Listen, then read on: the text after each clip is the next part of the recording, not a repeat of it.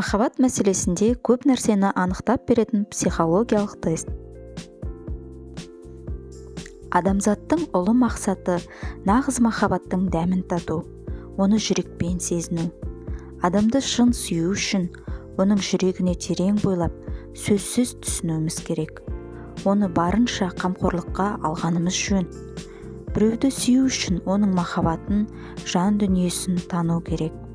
Бұл мәселелерді талқыламас бұрын каналымызға тіркеліп, қоңыраушаны басып қояйық. Қызықты тақырыптардан құр қалмаңыз. Сонымен сіз сүйіктіңіздің үйіне бара жатырсыз деп елестетіңіз. Бірінші сұрақ. Алдыңызда екі жол бар. Бірі тіке әрі жылдам жеткізетін жол, бірақ өте қарапайым, іш пыстырады. Ал екінші түрлі қызықты жерлерге толы таңғажайып, бірақ өте ұзақ жол. Сіз қай жолды таңдайсыз, қысқа әлде ұзақ? Екінші сұрақ. Жолдың бойында раушан гүлдері өсіп тұр, ақ және қызыл түсті. Сіз қандай түсті гүлді таңдайсыз? Қызыл мен ақ аралас әлде тек бір түсті гүлдер? Үшінші сұрақ.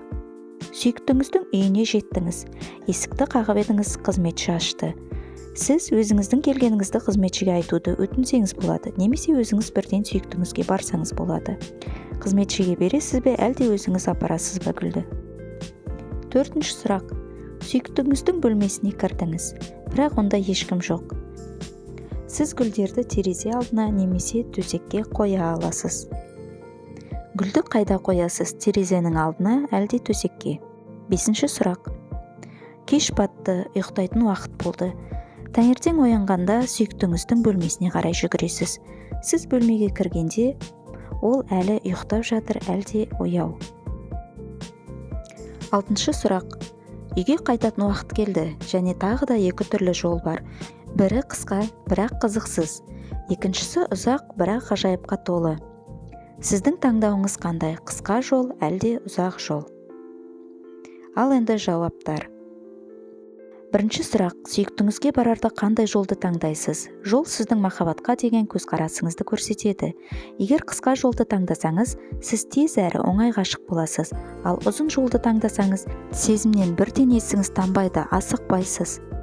Екінші сұрақ. Сүйіктіңізге қандай гүлдерді сыйлағыңыз келеді? Қызыл гүлдердің мөлшері сіздің қарым-қатынаста қанша бергіңіз келетінін көрсетеді.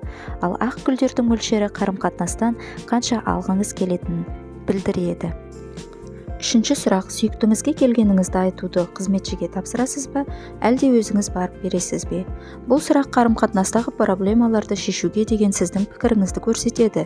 Егер қызметшіге өтінсеңіз, онда конфликтіні шешкенде үшінші жақты ортаға саласыз. Ал сүйіктіңізге өзіңіз барам деп таңдасаңыз, онда сіз проблема болса, өз араларыңызда шешкенді жөн көресіз.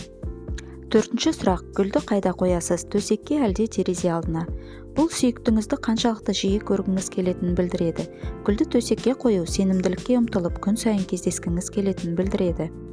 Ал терезе алдына қою сүйіктіңізді өте жиі көруге асықпайтыныңызды білдіреді. Бесінші сұрақ. Сүйіктіңіз ояу ма, әлде әлі ұйықтап жатыр ма? Ұйықтап жатса, сіз сүйіктіңізді бар болмысымен қабылдайсыз. Ояу болса, сүйіктіңіз сіз үшін өзгереді деп үміттенесіз. Алтыншы сұрақ. Үйге қайтарда қандай жолды таңдайсыз? Жолдың ұзақтығы сіздің махаббатыңыздың қанша уақыт созылатынын көрсетеді. Егер қысқа жолды таңдасаңыз, сіз тез ұмыта аласыз.